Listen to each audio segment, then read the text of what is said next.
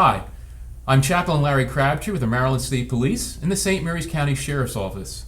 And I'm Chaplain Charlie Wharton with the St. Mary's County Sheriff's Office. Charlie, we've been a new series now we've been diving into that's dealing with stress, the effects of stress. And in our last segment, we were talking about cumulative stress, this little stuff that just chronic workplace kind of stress that adds up. Today, we want to focus more on the critical incidents, these large-scale momentary things. So get us going on this. What do we mean by critical incident stress? Critical incident stress is a single event that overwhelms our normal coping mechanisms. And now the difference between what we're talking about last week and what we're talking about this week, you mentioned it in the introduction, it is not something that happens day in and day out. Critical incident stress is I can put my finger on a particular point in time and a particular event that has overwhelmed what I can do. And I think it's interesting when we talk about critical incident stress because what is going to cause that in me may not cause it in you. It's my crisis. It's not yours. I think sometimes people struggle with that when they may be impacted by something and someone else is not. So how would someone know that they're being impacted by critical incident stress? What would be the signs that something just isn't right? I think the first sign is to realize that I've just been through something that could cause a crisis in my life. It's being aware of it. That's the number one thing. But some of the other manifestations of it are maybe it's the inability to sleep at night. Maybe it is replaying it over and over and over again in your mind. Another one might be something sticks in our brain to the point where I'm seeing invasive images. And this is one that we don't really talk a lot about, but one that I hear quite a bit about. And that is that there is a snapshot of an incident that's right here, and I can't really get away from it. In the beginning, it may even be when my eyes are open, but towards the end, a lot of times it's when you close your eyes, that's when you see it. And you have no control over these responses, right? Correct. It's almost like they control you. Correct. And what that is, it's your brain, your mind saying there's something wrong about this. There's a hook in this that you're not working through on your own. Now, a lot of law enforcement officers, they're going to go to something, it's going to make them feel bad for a day or two. They may not be able to sleep at night. That's normal. That is part of the job.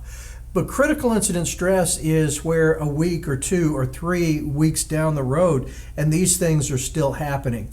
That's the point in time in which it's beyond just, okay, it's going to take me a little while to get through this. Yeah. So it's good to be able to identify that, because talking to a lot of police officers who maybe go through something like this, it's very scary when it happens. You almost feel like maybe you're going crazy. So we want people to know what you're experiencing is a normal response to an abnormal situation that you've been through. Exactly. So you're not going crazy. So it's good to hear this and understand this can happen. And I would be worried about people who can go through these things and it doesn't impact them. That's what scares me more than somebody who is impacted by something like this. If you go out and you have to be there with the death of a 6-year-old child and then walk the parents through what is going on, if that doesn't impact you in some way, that to me is more concerning than it would be if you lose a couple of nights sleep over this, or you can't just get back into feeling jovial within the next week or so. Yeah, okay. So then, Charlie, what can be done? So let's say now we recognize I'm experiencing some things that responses emotionally, physically, mentally. What can we do now to address these negative, uncomfortable experiences? Again, we go back to the idea of recognizing it. Recognizing that there's something that is different today than it was a week ago. Once you recognize it, that's half of the battle. Secondly, admit it. You mentioned in the last segment, as we were talking about cumulative stress, we don't talk about things very well. And whether it's a minister or a law enforcement officer, we keep it bottled up inside us because there is some concept that if we let people know that we're human, that's a crack in our armor. So not only do we have to recognize it, we also have to admit it. Yes, this one got me. There was something about this one that got me. And we need to keep hammering on this. Yes. This is critical because there are people that you can be vulnerable to. They're not going to use it against you. They're there to help. And take advantage of that. And that's what they're there for. That's exactly right. You know, it's Yep. when somebody comes to us and they want to talk about this stuff, that's what we've signed up for. We didn't sign up for praying over, the blessing of the new police cars or something like that. Right. I mean, anybody can bless new police cars. But it smells great. Yes, it is. Yes, for the first New couple car of smell. days, yeah. Fantastic. But, so that's not what we signed up to do. That's why we're there. And so don't be afraid to come and talk to us about it. But even if it's not us, find another trusted individual that you can go to and you can talk about it. And then once you do that, then we can figure out what needs to be done. There are some things that can be done in a one-on-one setting. We can just sit down and we can visit with somebody. There are other incidents that need to be handled in a group setting and group crisis intervention. You may have gone through a critical incident stress debriefing. Many of you that are watching this have been through a critical incident stress debriefing with us. That's right. It was probably a life-changing experience. But and for those of you that have been through that with us, hopefully the thing that you can take away from it is we're not just sitting around singing Kumbaya and holding hands. That's right. You know, there's a purpose to it. No group hugs. Exactly. No group hugs. There's a purpose to it, and there is a direction that we want to take it. And so whether it's individual, whether it's group, find somebody to talk to. But then there's a third level. And this is a level that I don't know that we talk as much about. And that is there may be those incidents that is going to require some professional help. And if that's where you are, that is something that there's no shame in it. That doesn't mean that you're emotionally not fit.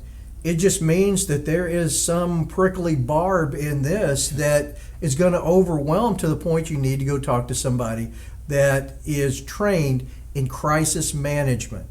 Yeah. And I want to underline that. I want to reinforce that because there are some counselors out there that do a good job in other areas, but you need to find those people that do well in crisis management. And law enforcement officers are afraid if I do that, I'm going to lose my gun. I'm going to lose my job. But here's the point. If we do it early on, it's never going to come to that. That's the whole point of this. Let's deal with it early stages. Don't let it wait and fester and grow. Let's deal with it as quickly as we can. And I think agencies are doing a much better job with this. Right after 9/11, went to New York and did some work up there. And they were talking about the process that even the NYPD went through this. Because if somebody was struggling, they called them, they said they would put them on the rubber gun squad. They would take away their gun, they would put them on a desk, and you could almost get lost there. Yeah. So right before 9/11, even the New York City Police Department decided, all right, we need to step up our response to this. And most of the agencies that I know of, they have a good program of helping Agreed. people deal with critical incident stress. Agreed. Yeah, good point. Well, Charlie, this is, again, really important information. I trust that those that are viewing are finding this beneficial and encouraging. But I think our time's up for this week. And so as we say goodbye, our wish, as always, is for you to be strong And be safe.